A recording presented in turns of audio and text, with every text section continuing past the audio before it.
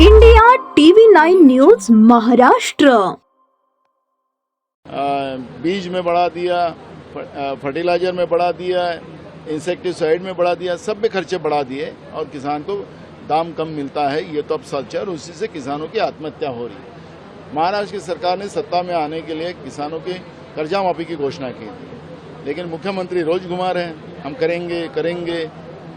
ये किसानों को बर्बाद करके ही शांत बैठेंगे, ऐसी परिस्थिति आज महाराष्ट्र में है।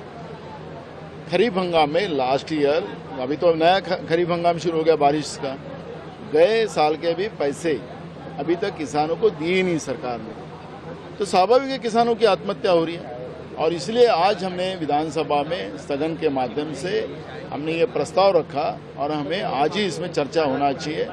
उसके लिए हमने माननीय अध्यक्ष को कहा, लेकिन अध्यक्ष भी सरकार के साइड में है, किसानों के साइड में नहीं है। ये भी आज आप सब लोगों ने देखा है। तो इसलिए हमने हमारा बहिर्गमन किया है।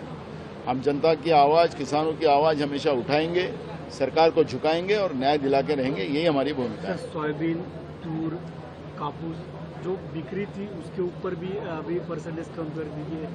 किसान को ऊपर जो प्रॉफिट होने वाला था वो भी कम होगा। बिल्कुल, तो मैं आपको जब ही कहा है कि खर्चा बढ़ा दिया, डीजल हो, फर्टिलाइज़र हो, इंसेक्टिसाइड हो, पेट्रोल हो, तो ये सब चीज़ों के रेट बढ़ा दिया और उसके फसल के दाम नीचे कर दिए। और जब किसान को दाम ज़्यादा मिलने की कोशिश रही थी तो इनका इंपोर्ट शुरू हो जाता, बाहर के देशों से माल मंगा लेते। इनके जो मित्र है मोदी जी के, उनको फायदा कैसा उसके ऊपर सोचा जाता है, किसानों के बारे में नहीं सोचा जाता है। आदिवासी पहाड़ में वीडियो सामने आया है कि प्रस्तुति के दौरान 15 किलोमीटर उसको जाना पड़ा। लाड़की बहन योजना को पैसा डाइवर्ट किया है।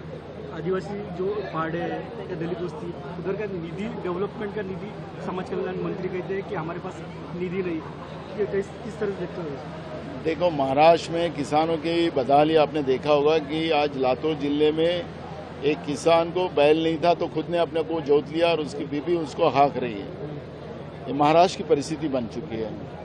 किसानों के बेहाल कर दिए, आदिवासियों के बेहाल कर दिए, दलितों के हाल खराब कर दिए, ओबीसी की हालत खराब कर दिए, बच्चों की स्कॉलरशिप नहीं देते, उनके पैसे उधर ट्रांसफर कर लेते और लाडली बहन को बदनाम करने का काम कर रहे हैं। और ये जो स्थिति बनी हुई है, ये सरकार झूठ और फरेब की सरकार है और ये सरकार को जनता का डर नहीं रहा है। सरकार को लगता है कि हम सब जो चुनाव आयोग इनके कार्यकर्ता बन गए, उनके आधार पर हम लोग जीत जाएंगे, लेकिन जनता का गुस्सा जब बढ़ेगा तो इनको सत्ता से भी खींचने को आगे पीछे नहीं देंगे।